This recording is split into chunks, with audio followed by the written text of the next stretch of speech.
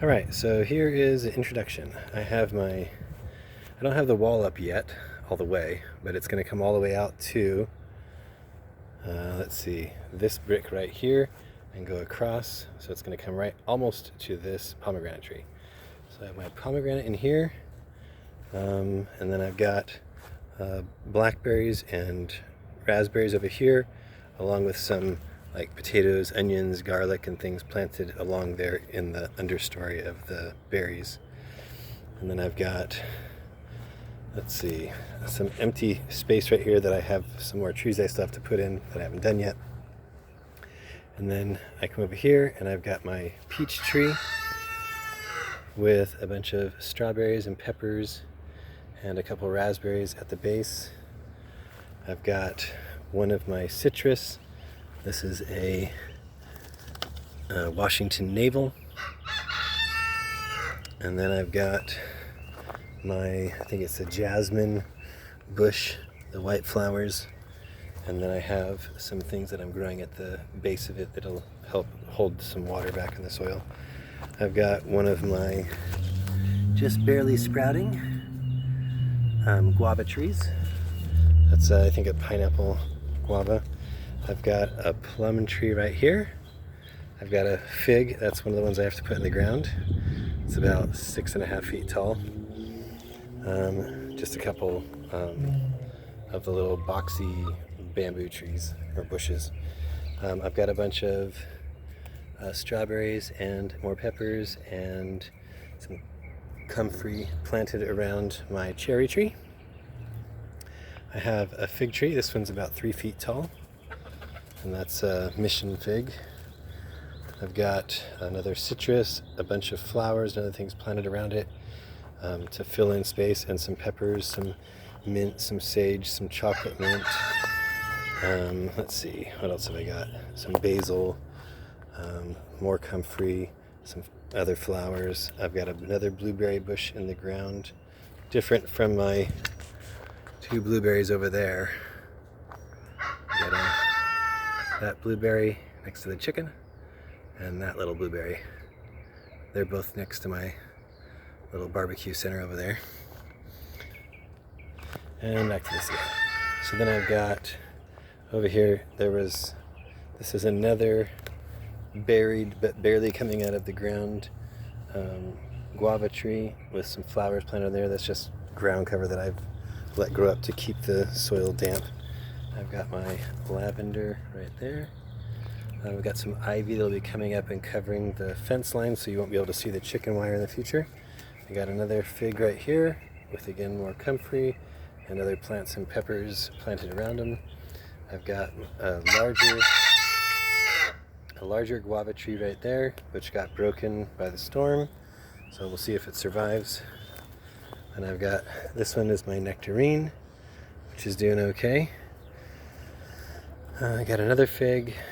I've got my plum right here, starting to put on some leaves. I've got, in this section, I have a sweet potato planted, so this should all fill out with leaves. And then this is my nectarine right here. It's getting close to the house, so it's starting to get shady in the afternoons. And then right over there, I have my loquat from last year put in the ground. And then I've put another loquat right here, which will grow. And then I have another one, I forget where it's at right now, but I have another one in the ground that are just all tiny. So they take about 3 years till they start growing and producing very well, and they can handle major drought. Okay, and then I've got my mulberry. My mulberry just put on this green section about, 3 inches, 4 inches in just the last 3 days. So that's grown up. And again, I've got more, comfrey and flowers and other things planted around them, pepper plants that are all seeded. They should be coming up soon. There's my little carnations to match my other little carnation pack over here. There they are. And then I have more blueberries that I have to put in the ground. Those are next to another cherry tree that I have. And then I have a whole bunch of stuff that's going to go in the ground soon.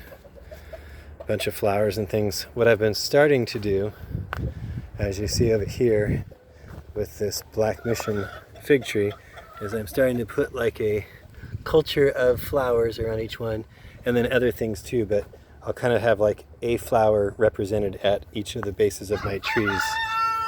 So I did that one. I started with a couple others. Which ones were they? Oh yeah, this one over here. This one you can't see, it's just so dark. This is a really, really dark leaved purple flower right there. So you can see it. So it's kind of hard to see shade. Anyway, and then I have my jujubes. So this one right here is a jujube, and then this one right here is a jujube. And then my chickens try to hide in there, so I gotta get this fence here fixed and repaired.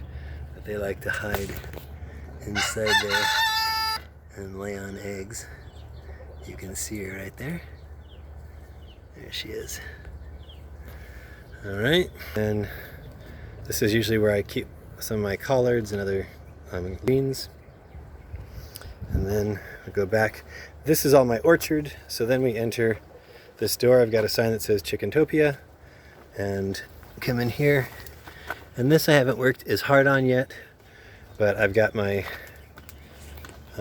most prized and beautiful Japanese lantern bush, which is absolutely beautiful.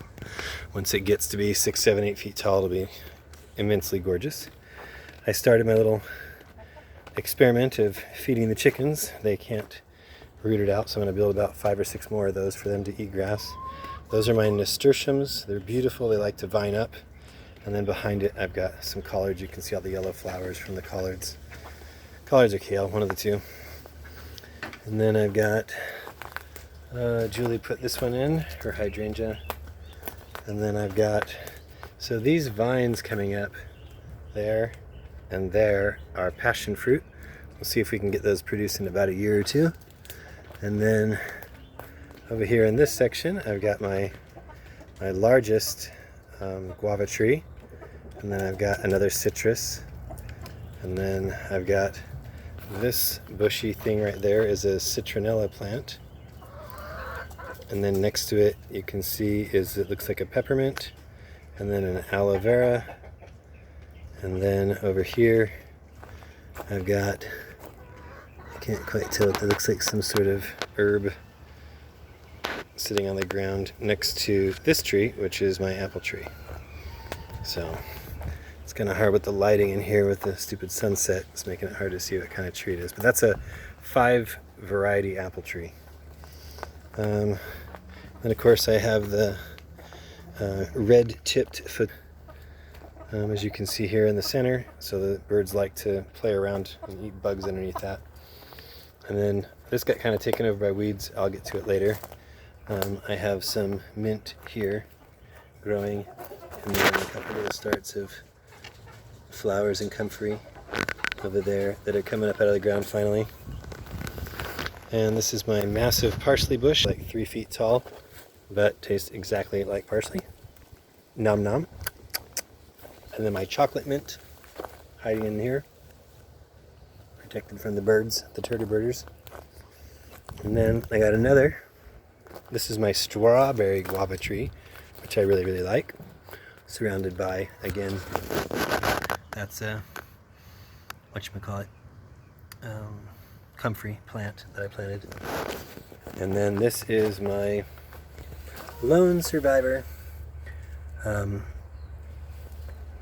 I will think of what that's called in a second. I forget. Mine's drawn a blank.